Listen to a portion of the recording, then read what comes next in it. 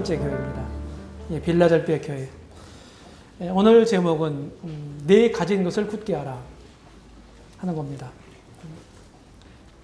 빌라델피아 교회는 매우 작았어요. 그렇지만 아주 단단했던 그 교회 같습니다. 예, 주님이 책망을 안 하시고 칭찬만 하셨던 걸 보면 상당히 바람직한 우리가 본받을 만한 이런 교회였던 것 같습니다.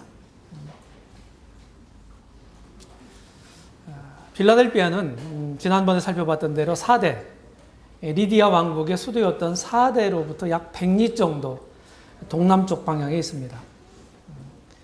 가보니까요, 지금도 작은 소읍이에요. 도시가 큰 도시가 아니에요. 이때 당시에도 그랬다고 그럽니다. 지금은 이제 알라세히르라고 이렇게 이제 붙은 지명인데 그냥 한 마을이에요. 그 면소재지도 안 되는 것 같이 보였거든요. 작은 도시입니다. 그리고 이제 여기는 술의 신, 포도주의 신 디오니소스라고 하는 신을 숭배했던 이런 곳입니다. 지금도 이곳에 가니까 포도밭이요. 차를 타고 한참 가도 끝이 없더라고요. 포도밭. 포도의 주산지였고, 그리고 이제 포도를 저장하는 방법이 포도주를 만드는 방법하고 건포도 만드는 방법이잖아요. 그렇죠? 그렇게 해서 이제 오래 보관하면서 이제 먹었던 이런 시절인데, 오늘날에는 뭐 냉동고, 냉장고가 발달했기 때문에 그런 우리가 없었는 이때는 이제 그런 게 없었잖아요. 그러니까 그렇게 포도 주산지였다 하는 거 기억하시고, 이 버가모 왕조 때는 버가모 왕국이 이곳을 다스렸습니다. 그 소아시아 지역을요. 그 아탈로스 2세 때 굉장히 이제 번성기 때인데, 버가모 왕국의 형에 대한 사랑의 표시로 이 버가모 왕국의 제2대였던 아탈로스 2세가 세운 도시라고 그래요. 빌라델피아라는 말인데 형제사랑이라는 뜻인데, 필로스라고 하는 그 우애를 뜻하는 그런 사랑이라고 하는 말이 헬라어로 네 가지가 있죠. 이제 그 중에 하나인데, 필로스라고 하는 말하고 이제 아델포스라고 하는 말하고 합해진 합성어입니다. 필라델피아. 그래서 형제사랑이라는 뜻을 가지고 있죠. 빌라델피아 교회는 주후 1세기 그 중후반에 중반 정도에 세워진 것으로 보입니다. 그리고 지금 현재 그곳에 가면은 이제 빌라델피아 교회 잔재가 남아 있거든요. 기둥이 엄청나게 큰 이런 그 잔재가 남아 있는데, 그것은 이제 비잔틴 시대 콘스탄틴이 기독교를 공인한 313년 이후에 주후 600년경에 세워진 사도 요한을 기념해서 세운 교회 잔재라고 그럽니다. 그래서 요한의 교회라고 불리기도 해요. 당시에 이제 서머나 에베소에서 사실은 사도 요한이 이제 사역을 했기 때문에 그 인근인 서머나 지역에 제자였던 폴리갑이 있었고, 이렇게 하면서 사도 요한의 영향력이 1세기 말에는 그 소아시아 지역 전체를 이렇게 좀 영향력이 크게 미쳤던 때입니다. 서머나 교회의 폴리갑이라고 하는 이 주님의 사람이 노년에 86세 때 화형을 당하잖아요. 이미 우리 살펴봤죠? 화형당했어요. 그때 바로 이 빌라델피아 교회 형제들도 11명도 함께 순교했다고 이렇게 전해지고 있습니다. 계시록에 나타나 있는 2장 3장에 나타난 7교회 중에서 가장 오래도록 지속됐었다.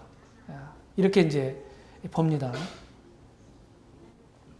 이게 이제 빌라델피아 쪽에 가서 이게 우리가 산 포도 송이에요. 그래서 큰 걸 하나 이제 들고서 찍었는데 상당히 탐스럽죠. 이 포도는 청포도입니다. 그죠? 그리고 씨 없는 포도예요. 네. 그리고 당도가 얼마나 있겠어요? 당도가 아주 엄청났습니다.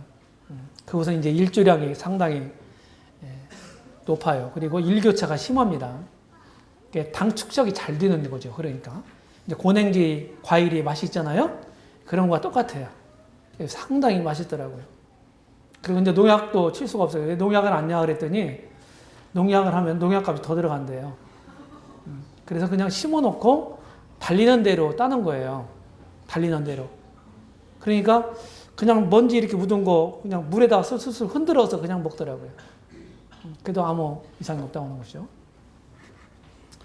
이게 포도가 많이 났기 때문에 전승에 의하면은 빌라델피아 교회는 주변에, 필라델피아 주변에 이제 뭐 어떤 데는 한 300여 교회라고 그러는데요.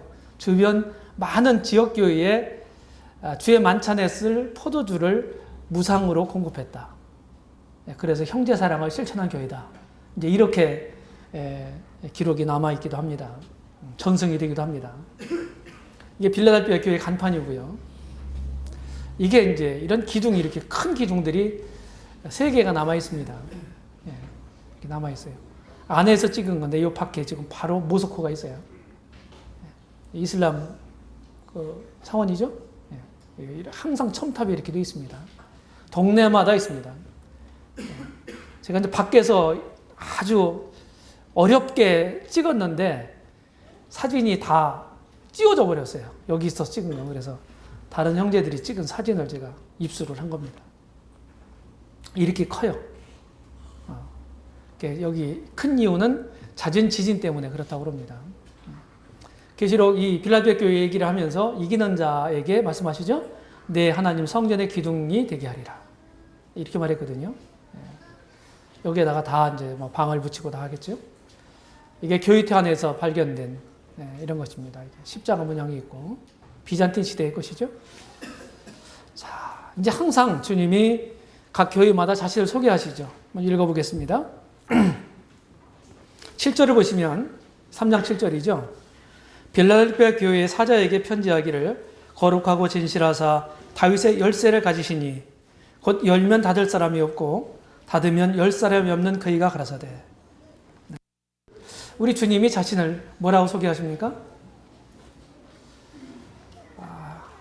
거룩하다 이렇게 표현하셨어요. 거룩하다. 이 거룩이라고 하는 건 하나님 속성이죠. 그러니까 우리 주님도 거룩하신 분이시죠. 그렇기 때문에 이 거룩이라는 것은 죄와는 상관없는 속성이거든요. 그러니까 죄를 그래서 미워하세요. 죄를 싫어하십니다. 하나님, 이 거룩하신 분은요. 그리고 구약성경과 신약성경 말하기를 하나님이 당신의 사람들에게 내가 거룩하니 너희도 거룩할지어다. 이렇게 말씀하는 거예요.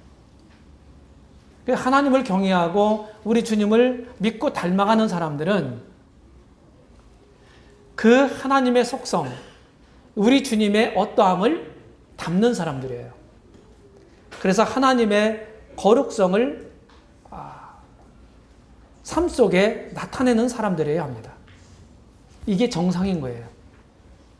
그 다음에 이제 진실한 분이라고 그랬죠. 진실한 분. 세상은 거짓이 난무하는 시대에 우리 살고 있어요. 그렇죠? 그리고 거짓의 아비인 사단이 에덴 동산에서부터 우리 인류의 조상을 미혹했습니다. 거짓으로. 하나님은 그걸 따먹으면 선악을 따면 정령 죽으리라 그랬는데 결코 죽지 아니하리라는 새빨간 거짓말을 했습니다. 그래서 사단은 거짓의 아비죠. 요한복음 8장 44절에 말씀하고 있는 것처럼. 근데 우리 주님은 반면에 진실한 분이에요. 정직한 분이다 이 말이에요. 거짓을 모르는 분이다 이 말이에요. 주님을 묘사하면서 진리가 충만하신 분이라고 요한복음 1장에서 말씀하고 있죠. 은혜와 진리가 충만하다. 우리 주님은 나는 진리요 이렇게 말씀했습니다. 그 말이 무슨 말이에요? 진리, 말씀, 나는 말씀이다. 이런 의미도 되겠지만 나는 참이다. 나는 거짓이 없다. 이런 말입니다. 진리이기 때문에 거짓을 미워하시죠? 그래서 우리가 죄를 미워할 뿐만 아니라 또 거짓을 미워해야 합니다. 우리 주님 믿는 사람들은. 그 다음에 다윗의 열쇠를 가지신 분이에요. 이사야서 22장 22절 보면 거기에 이제 이런 말씀이 나와요. 내가 또 다윗의 집의 열쇠를 그의 어깨에 두리니 그가 열면 닫을 자가 없겠고 닫으면 열자가 없으리라. 다윗의 열쇠, 이 권세의 상징입니다. 우리 주님이 절대 주권자가 되신다 하는 것을 천명하신 것입니다. 스스로. 그래서 우리가 이런 주님을 우리 삶 가운데서 절대적으로 의지하고 주님의 뜻을 구하는 것이 굉장히 중요하다 하는 거예요. 우리 노력도 우리 열정도 필요하지만은 그것만 갖고는 안 된다. 다윗의 열쇠를 가지신 이런 전능하신 우리 주님의 절대적인 도움이 필요한 거예요. 우리 매사에. 이런 점들을 기억하시기 바랍니다. 우리가 이런 주님을 믿는 거예요. 그 다음에 이제 칭찬과 책망을 보면은 8절에 보시게 되면은 볼지어다 내가 네 입 앞에 열린 문을 두었으되 능히 닫을 사람이 없으리라. 내가 네 행위를 아노니 내가 적은 능력을 가지고도 내 말을 지키며 내 이름을 배반치 아니하였도다. 이 빌라델비아 교회의 영적 상태는 거룩하고 진실했어요. 그래서 계속 말씀을 드리지만은 지역 그 교회마다 우리 주님이 자신을 다르게 표현하세요. 소개하신다고요. 우리 주님 스스로가. 그래서 각 교회마다 표현하는 그 표현이 그 지역 교회의 영적 상태와 상관이 있다. 이 말씀드렸습니다. 이 교회는 거룩하고 진실했어요. 우리도 이래야 합니다. 비록 작은 소읍에 있는 작은 교회였지만은 어려운 상황이 있었어요. 계속해서 또 박해가 있었습니다. 지진도 잘 나는 곳이래요. 그런데 흠결이나 오점 없이 주님을 경외하면서 상황에 불문하고 신실하게 섬겼던 형제 사랑이 있었던 이런 교회였다고 하는 거예요. 신약 성경을 쭉 제가 보면은 여러 지역 교회들이 나오잖아요. 우리가 본받을 만한 교회 중에서 그 중에 한두 손가락에 꼽힐 수 있는 저는 이제 안디옥 교회와 이 빌라델비아 교회 아주 훌륭한 교회라고 생각들어요.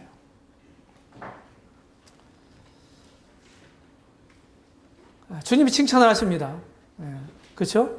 여기 보면은 내 행위를 안다. 내가 적은 능력을 가지고 내 말을 지켰다. 이렇게 말하고 있습니다. 이 빌라델비아 교회는 주님 말씀을 순종했어요. 믿음이라는 게 무엇입니까? 복음은요, 무리로 지적인 동의만을 이끌어내기를 원하지 않는 거예요. 믿어 순종케 하시는 것입니다. 이것이 복음을 말하고 있는 로마에서에서 3번이나 언급하고 있어요. 믿어 순종케 하기 위해서. 우리 형제자매들의 삶 속에 주님의 뜻이 우선합니까? 그 주님의 뜻을 여러분들 순종하고 계십니까? 이게 믿는 사람이라고요. 근데 주님의 뜻에 대해서 전혀 무관심하면서 무관심하니까 순종하려고도 않죠. 순종할 생각도 없죠. 그건 믿는 사람이 아니에요. 정상적으로 믿는 사람은요, 항상 주님의 뜻을 생각하고요, 주님 말씀을 생각하고 그것을 순종하기를 애쓰는 사람이에요. 빌라델비아 교회가 그랬습니다. 그런데 우리가 주님 말씀을 순종하기 위해서 어떻게 돼요? 진짜 주님 앞에 우리가 정직해 있지 않으면 순종하지 않는 겁니다. 진리에 대해서 우리가 순수하지 않으면요, 순종할 마음을 갖지 못해요. 성경에도 마찬가지고 역사적으로 그래왔어요. 오늘날에도 이 원리는 변하지 않아요. 우리가 하나님 말씀에 정직해야 되고 순수해야 된다. 그래야 주님 말씀을 순종할 수 있어요. 알면서도 순종 못하는 사람들이 얼마나 많은데요.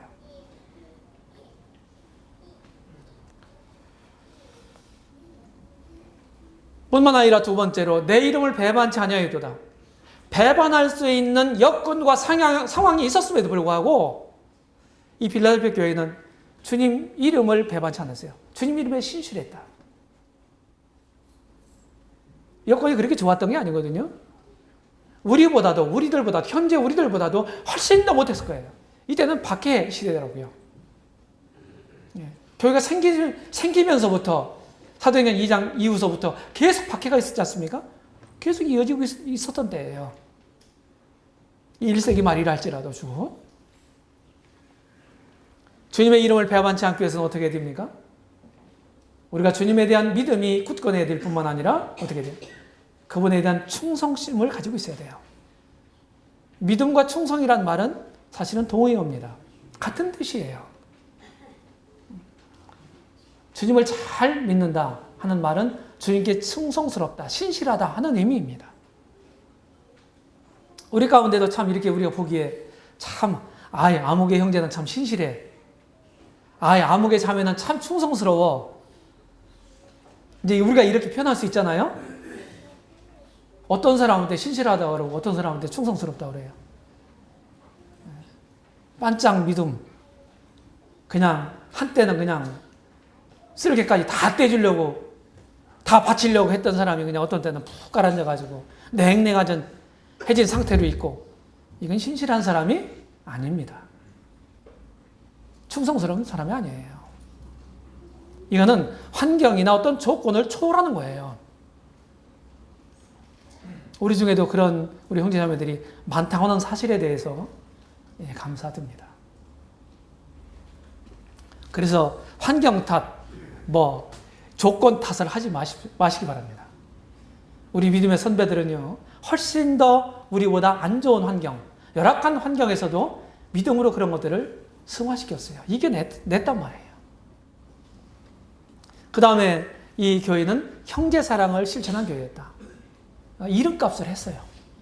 필라델피아. 형제사랑이란 이름값을 했다. 그래서 성경을 보게 되면 전부 이름 질 때 다 의미를 가지고 짓잖아요. 오늘날도 이름 질 때 사실은 아무 의미 없이 짓는 게 아니거든요. 저도 많은 여기 청소년 정도 된 아이들서부터 이름을 꽤 많이 져준 사람 중에 하나입니다. 나중에 이제 좀 이름값을 받아야 되겠습니다. 그 이름대로 살면 돼요. 이름대로. 그 이름이 의미하는 바대로. 훌륭한 삶이거든요. 나쁜 이름을 져주지 않거든요. 특별히 주님 안에는 더 그렇죠? 다 부모가 지었던 누가 지었던 하여튼 좋은 이름을 생각하고 지었기 때문에 내 이름 뜻이 뭔가를 확실하게 알고 그렇게 살아가는 건 참 좋은 거라고 생각이 들어요. 빌라델피아라는 이름에 걸맞는 형제 사랑을 실천한 교회였어요. 그 다음에 내 앞에 열린 문을 뒀다. 이거는 주님을 섬길 수 있는 기회가 열려져 있었다고 하는 거예요. 이 복음의 문을 이 교회에 주셨다. 그래서 주의 복음을 전파했습니다. 우리가 사도행전 16장에 보게 되면 사도 바울이 2차 전도여행 때 무시아에 왔잖아요. 이렇게 해도 안 되고 저렇게 해도 안 돼요. 진퇴양난이에요. 애를 썼지만 안 돼. 그런데 길을 보여주시죠. 문을 열어주시죠. 어느 쪽으로 문을 여셨어요? 마케도냐 쪽으로. 드로아 환상을 통해서 그쪽으로 문을 여세요. 그러니까 가니까 어떻게 돼요? 배 타고서 니아폴리를 거쳐서 빌립보로 가니까 거기 준비된 영혼들이 있었잖아요. 그 루디아라고 하는 여인들. 그 가정이 구원받고 우여곡절 그때 빌립보 간수가 가정이 다 구원받고 이렇게 하면서 빌립보 교회가 세워지잖아요. 유럽 대륙의 첫 번째 교회죠. 첫 교회예요. 주님이 이렇게 문을 열어주세요. 실제 주님을 섬기다 보면요, 내가 이렇게 계획해서 하는 것도 있는데 하다 보면은요, 문이 자꾸 열리는 걸 봐요. 그러면 열린 문을 우리가 알고 그 열린 문을 통해서 주님이 뜻하신 말을 읽고 우리 그렇게 따라가면 되는 거거든요. 그게 주님 섬기는 게 어렵지 않아요. 어떤 건 내가 막 애쓰고 만들려고 해도 하려고 해도 안 되는 경우가 많잖아요. 주님이 문을 열어주셔야 돼요. 그 허락하신 기회를 통해서 우리가 잘 주님을 섬겨야 되는 겁니다. 우리 각 개인에게도 마찬가지예요. 우리에게 주님을 섬길 수 있는 기회가 열려 있어요. 각자에게. 그런 기회를 포착하셔야 합니다. 각 지역교회마다 마찬가지예요. 우리 서정족교회는 여러 가지 사역에 우리가 관여를 하고 있고 그리고 동참하고 있어요. 훌륭한 일입니다. 나중에 주님이 그걸 다 평가하실 거예요. 제가 늘 얘기하죠. 제가 앞서서 그런 일에 관여를 하지만은 저 혼자 하는 일이 아니라고. 이 교회에 후원이 없다면, 기도가 없다면 불가능해요. 제가 그걸 잘 알고 있습니다.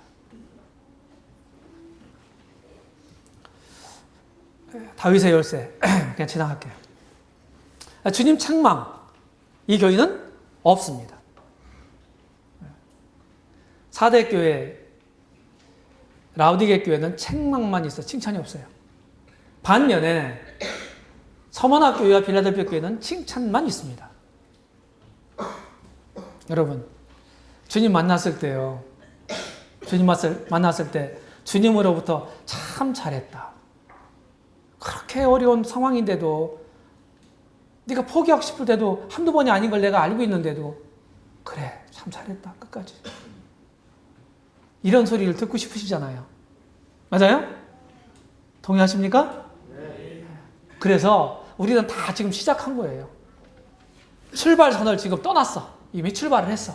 어디까지 왔는지 그건 다 제각각인데 마치는 날이 있어요.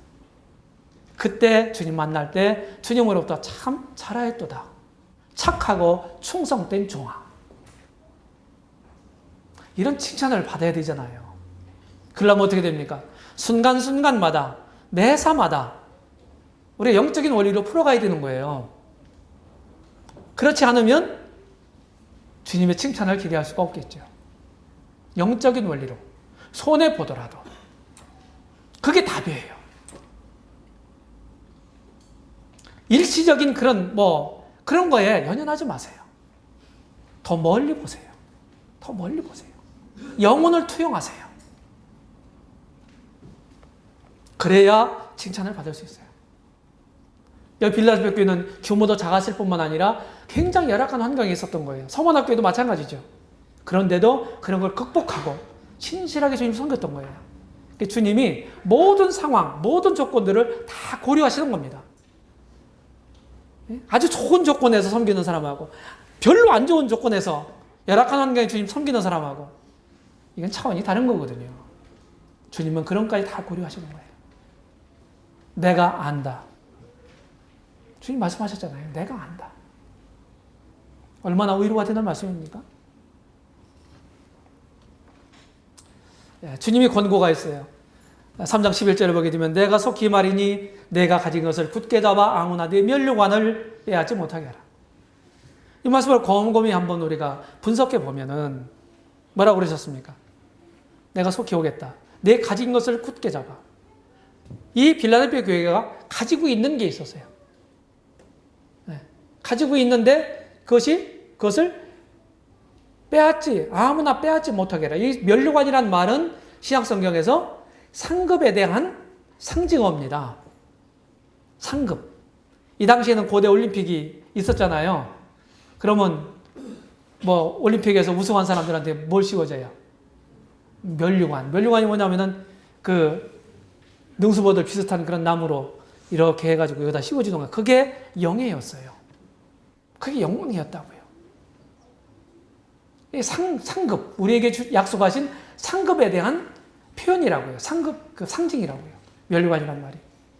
그러면은 이 교회는 지금 면류관을 가지고 있어요, 없어요? 가지고 있는 거예요. 근데 이것을 빼앗기지 말라고 하는 거예요. 그 빼앗길 수도 있다고는 가능성을 가지고 있는 거죠. 그래서 저는 이렇게 생각합니다. 우리가 주님을 믿고 구원받은 다음에 주님 말씀을 따라서 정상적인 신앙생활을 해가면요, 면류관은 주어지는 거예요. 정상적인 신앙생활을 하면은요, 누구에게나 다 주시는 거예요. 성경 보니까. 그런데 정상적인 신앙생활을 못하는 사람도 있죠. 맞아요?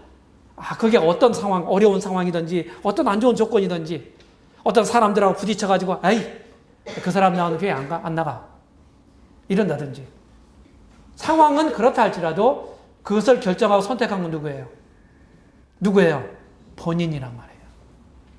그러니까 자신이 받을 면류관을 상급을 놓쳐버리는, 빼앗기는 그런 결과를 갖게 되는 거죠. 우리가 그래서 안 되죠? 그래서는 안 됩니다. 어려움이 있어도 극복하세요. 우리는 같이 주님을 이렇게 섬겨가거든요. 같이. 서로서로에게 격려가 되고 힘이 되고 위로가 돼요. 그게 한 몸 지체의 원리입니다. 서로서로 사실은 다른 지체들을 위해서 우리는 존재하게 되는 거고, 나 혼자, 내 지체, 한 지체만이 홀로 독립적으로 존재할 수는 없어요. 그래서 사람의 인자가 이렇게 기대에 있다고 그랬잖아요. 그런데 사람 살아가다 보면 다 부족하잖아요. 연약을 가지고 있잖아요. 그러면 사람들에게 상처를 받을 수도 있어요. 우리 가운데서 일부러 상처 주려고 하는 사람은 없을 거예요. 주님 앞에서 진실한 사람이라면. 그런데도 상처를 우리는 받을 수 있고, 내가 다른 사람들의 상처를 줄 수도 있어요. 이 점을 잊지 마세요. 그렇다 할지라도 우리는 그걸 극복해야 돼요. 그것은 내게 주어진 과제입니다. 누가 해결해 주지 않아요. 주님을, 빌라도가 가지고 있는 게 뭐예요? 주님 경외하는 거, 말씀 존중하는 거, 형제 사랑하는 거, 복음 증거하는 거. 얼마나 훌륭한 거 가지고 있어요. 그대로 잘 가면, 주님 만나면 상급이 약속되어 있다고 하는 거예요. 주님이 기뻐하시는 여기가 어떤 건가 한번 제가 생각해 봤습니다. 늘 저는 여기 수리 안디옥 교회가 우리 교회 모델이잖아요. 기억하세요? 자, 리더십을 존중했습니다. 리더십이 세워졌어요. 리더십이 어떻게 세워져요? 리더 혼자만 잘나면 되나요? 천만의 말씀이에요. 리더십이 세워지려면요, 리더십을 존중해야 돼요. 우리 형제 자매님들이 세워진 리더들을 막 흔들면 어떻게 되겠어요? 세워지겠어요? 안 세워지고 못 세워져요. 안디옥 교회가 그런 교회였어요. 빌라델피아 교회는 주님을 경외했습니다. 주님을 경외하는 사람들은 주님이 부르신 일꾼들을 존중할까요? 존중할까요? 존중하게 됩니다. 우리는 이 서청교회에 지체된 내가 주님을 경외하고 있는가? 한번 자문해 보시기 바랍니다. 두 번째, 안디옥 교회는요, 말씀대로 실천했어요. 그리고 빌라델피아 교회도 말씀을 존중했습니다. 자, 서청교회에 지체된 내가 말씀을 존중합니까? 말씀을 공부하고 계십니까? 말씀이면 끔뻑해야 돼요. 전에 제가 들은 얘기예요. 초창기 주님을 믿는 분들은요, 하나님 말씀 얘기하면요, 바로 무릎 꿇고 앉았다 오더라고요. 무릎 꿇을 때 바로요. 그 정도로 말씀을 경외했던 거예요. 이 말씀이 곧 하나님이시잖아요. 그토록 주님을 경외했던 거예요. 존중했던 것입니다. 말씀은 그런데, 그런 얘기 하지 말고, 말씀 얘기하지 말고, 실제적인 얘기 하자고. 이런 것 자체가 이게 잘못된 거예요. 그게 세상적인 게 아니고 뭐예요? 실제적이라는 미명 아래서. 그 다음에 세 번째는 안디옥 교회는 예루살렘 교회가 어려웠잖아요. 부조를 보냅니다. 부조가 뭔지 알죠? 구제 헌금을 했다고요. 돈을 보냈어. 반면에 이 아울러서 빌라델피아 교회도 형제 사랑을 실천했다고 그랬죠. 어려운 사람들 있으면 그 사람들 돕는 게 그 사랑이잖아요. 네. 그럼 서청교 교회는요, 지체된 내가 사랑으로 행하나가는 거예요. 사랑으로. 진짜 사랑이 동기가 돼서 해야 그게 진짜거든요. 근데 우리가 그런 것들이 부족할 수 있어요. 사랑으로 하나. 한번 모든 봉사에 있어서 마찬가지예요. 모든 거에 있어서. 그 다음에 안디옥 교회는 선교사를 파송하잖아요. 그렇죠? 자체적으로도 복음을 열심히 전해서 수가 증가됩니다. 그리고 자기들 밖에 있는 다른 사람들, 다른 타문화권의 다른 나라에 있는 영혼들을 위해서 선교사를 파송하잖아요. 최초로 이방 선교사를 파송한 교회가 됐어요. 빌라델피아 교회도 그 열린 문, 그것을 잘 활용해서 복음을 전거했습니다. 우리 서청주교회 지체된 내가 영혼들을 주님 앞에 인도하고 있습니까? 1년에 한 명씩 주님 앞에 인도하자 하는 슬로건이 있습니다. 얼마나 기도하고 계신가요? 벌써 넉 달이 갔습니다. 3분의 1이 갔어요. 1년 중에. 그동안 뭐 하셨나요?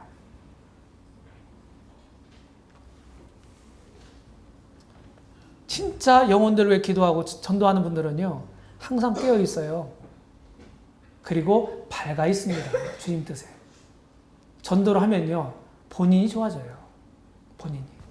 영적으로 충만해집니다. 그래서 주님이 기뻐하시는 교회가 돼야 합니다. 주님이 기뻐하시는 사람들이 돼야 합니다. 선별적 약속이 있는데 여기 빌라델피아 교회는 뭐라고 말씀하십니까? 9절에 보게 되면은 보라 사단의 회 곧 자칭 유대인이라 하나 그렇지 않고 거짓말하는 자들 중에서 몇을 내게 주어 저희로 와서 네 발 앞에 절하게 하고 내가 너를 사랑하는 줄 알게 하겠다. 막 핍박하는 사람들이 있었는데 그 사람들을 너희들 앞에 무릎을 꿇리겠다는 거예요. 명예회복을 시키겠다는 거예요. 주님이. 그러면 된 거 아니에요? 조금 이제 각도를 돌려서 우리가 살아가면서요. 저도 마찬가지고 우리 형제님들도 마찬가지라고 생각해요. 그걸 벗어나서 살 수는 없다고 생각해요. 연약한 인간이. 내가 다른 사람들을 오해할 수 있어요. 오해는 진실이 아니죠. 진짜 그 모습이 사실이 아니죠. 오해를 해서 내가 어떻게 생각할 수 있어요. 그럼 우리는 어떻게 합니까? 그걸 발명하려고 노력해요. 그러지 마세요. 그럴 기회가 있으면 얘기를 하고 일부러 그런 기회를 만들 필요는 없어요. 주님 바라고 그냥 가세요. 주님이 다 하세요. 그리고 시간이 되면 반드시 사실은 드러나도록 되어 있어요. 그때까지도 못 기다리면 그건 그만둬야죠. 그래서 사실은 신앙생활은 뭡니까? 참고 기다리는 삶입니다. 참고 기다리는 삶이에요. 제가 언젠가도 말씀드렸죠? 기다리며 실패하면 신앙은 실패하는 거라고. 여기 빌라델피아 교회에게 그렇게 말씀하시는 거예요. 이 박해자들이 박해했던 그 당사자들 앞에 무릎을 꿇게 하겠다는 거예요. 우리는 그들을 위해서 오히려 어떻게 합니까? 기도해서 그 머리 위에 숯불을 쌓아놔라. 이렇게 했어요. 내가 그걸 갚으려고 하지 말고 주님께 그걸 부탁하는 거예요. 맡기는 거예요. 그런 태도가 굉장히 중요하죠. 그 다음에 이 빌라델피아 교회는요. 내가 시험의 때를 면하게 하리니 이렇게 말씀했어요. 시험의 때는 7년 환난기를 가리킵니다. 7년 환난기. 세칭 성경과 세대주의라는 거기에 이 구절 이것을 자세하게 설명했습니다. 읽어서 한번 참조했어요. 제가 자세히 시간 없기 때문에 말씀을 드릴 수가 없어요. 여기 땅에 거하는 자들에게 임하는 환난이라고 그랬거든요. 계시록에서 땅에 거한다고 하는 말이 9번 사용돼요. 9번. 반면에 이 땅에 거하는 자들의 반대말이 무슨 말이에요? 땅 반대가 어디예요? 하늘이죠. 하늘에 거하는 자들이라는 표현이 2번 나와요. 땅에 거하는 자들은 구원받는 사람들이 아닙니다. 구원받는 사람들을 얘기하는 게 아니에요. 그 구원받는 사람들이 환난에 들어간다고 하는 표현은 잘못된 거예요. 그래서 우리는 환난 전 휴거를 믿는 것입니다.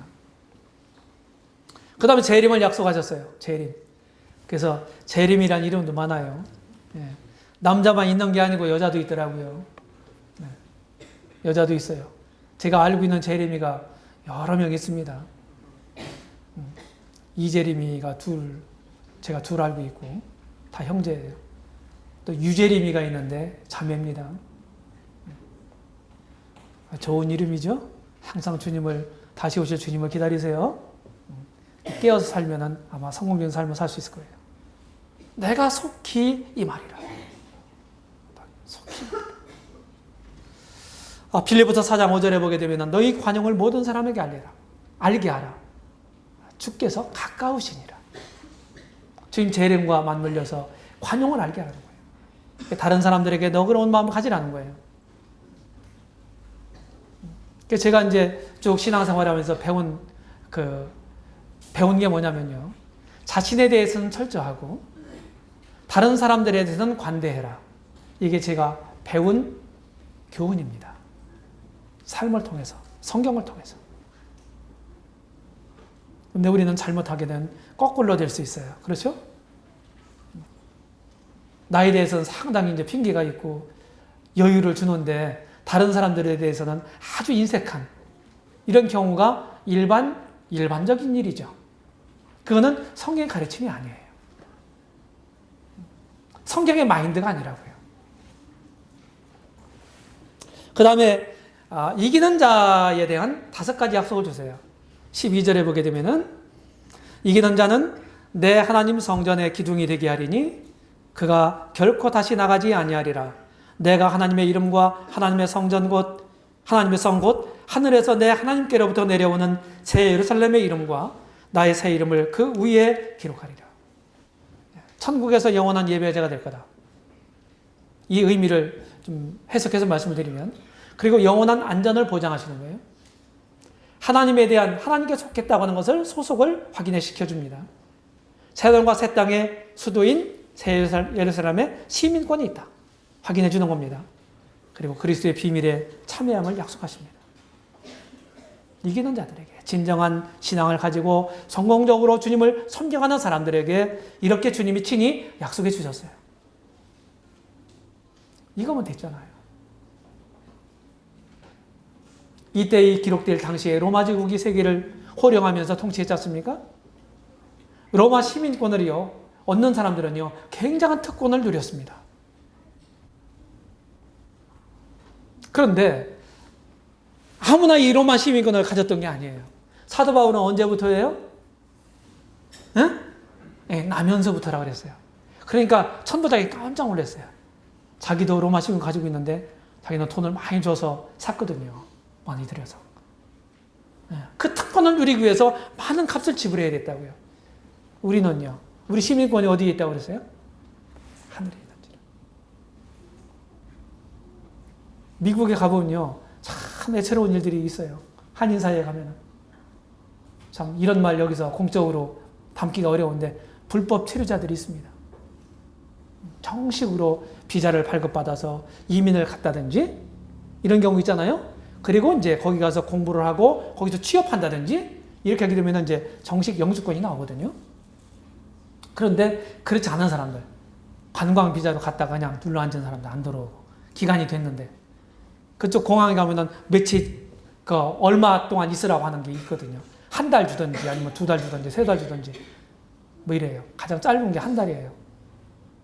근데 석 달까지 제가 받아봤어요. 젊은 사람들한테는 굉장히 인색하더라고요. 자꾸 그냥 이렇게 질문도 많고. 거기 가서 눌러 앉으려고 하는 사람들이. 그러니까 이민사회에 가면은요, 불법 체류자들이 많아요. 시민권이 없어요.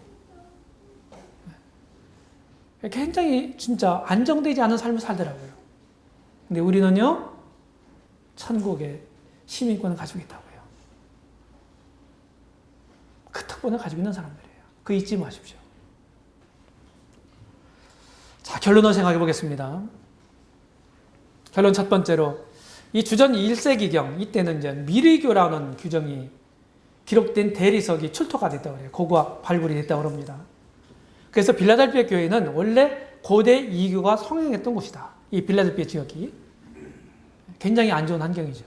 뭐 고린도 교회도 그랬지만. 그리고 잦은 지진으로 인해 가지고 평안하지 못했어요. 다 허물어지고. 소아시아 지역에 그 지진이 많았던 것 같습니다. 그리고 주후 17년 가고 23년에 대지진이 일어나서 저는 폐허가 되어버렸어요. 이런 상황에서도 타협하거나 세상에 물들지 않고요. 빌라델피아 교회는 믿음을 지켰던 거죠. 주변의 여러 교회들을 오히려 섬겼어요. 다른 사람을 섬기려면 어떻게 돼요? 여유가 있어야 되거든요. 그렇죠? 예. 나한테 막 이렇게 집착돼 있으면 어떻게 돼요? 여유가 없는 거거든요. 그럼 다른 사람 섬길 마음도 갖지 못하고 섬길 수도 없어요. 다른 사람을 섬기고자 하는 마음을 가지고 있는 사람은 강자예요. 강자라고요. 믿음이 강한 사람들이에요. 영적인 것들을 가진 사람들이에요. 그래서 우리도 이 처한 상황에서 우리 형제자매들이 각자 다 다르잖아요. 처한 환경이. 그렇죠? 그런 상황에서 어떤 신앙 가정을 나타내고 있나 생각해 보세요. 스스로. 내가 신앙 기준을 분명하게 지키며 살고 있나? 아니면 타협하고 살고 있나? 이 빌라델피아 교회는 그렇지 않았다는 거예요. 그래서 주님의 칭찬을 받았습니다. 그 다음 결론 두 번째로 주님께 칭찬만 받았던 교회로 초대교회 당시 교회는 그리 크지 않았어요. 근데 디오니소스 신전이 숭배가 있었다고 했잖아요. 이 신, 숭배, 황제 숭배 이런 핍박을 이겨낸 교회입니다. 교회 머리이신 우리 주님이 빌라델피아 교회를 칭찬만 하셨다고 말씀드렸죠? 그래서 쉽지 않은 어려운 상황에서 주님의 이름을 배반하지 않았어요. 배반하지 않았다는 얘기 뭐예요? 배반할 거리가 있었다고 하는 거예요. 근데 안 했다는 거예요. 이게 중요한 거예요. 그리고 주님 말씀에 신실했습니다. 우리 각자는요, 다 달라요. 그렇죠? 배운 학식도 다르고, 경험도 다르고, 믿음의 분량도 다르고, 은사도 다르고, 다 각자란 말이에요. 얼마나 많이, 내가 얼마나 큰 것을 가지고 있느냐, 이게 중요한 게 아니에요. 주님 앞에서는. 다 각자 달라요. 가지고 있는 처한 형편에서 얼마나 주님께 충성했냐, 이게 중요한 겁니다. 많이 받은 자들에게는 많이 요구하십니다. 적게 받은 자들이 적게 요구하세요. 그게 공평한 거예요. 그렇지 않습니까? 그래서 우리 형제자매들도요, 누구나 이 빌라델피아 교회처럼 주님께로부터 칭찬을 받을 수가 있는 겁니다. 희망을 가지세요. 나는 뭐 별로 가진 것도 없고 믿음도 시원치 않고 내 환경도 별로 열악하고 그렇게 자책하지 마세요. 그런 가운데서 믿음으로 살아가십시오. 그래 최후의 그날 주님으로부터 칭찬받는 여러분들이 되시기 바랍니다. 기도하겠습니다.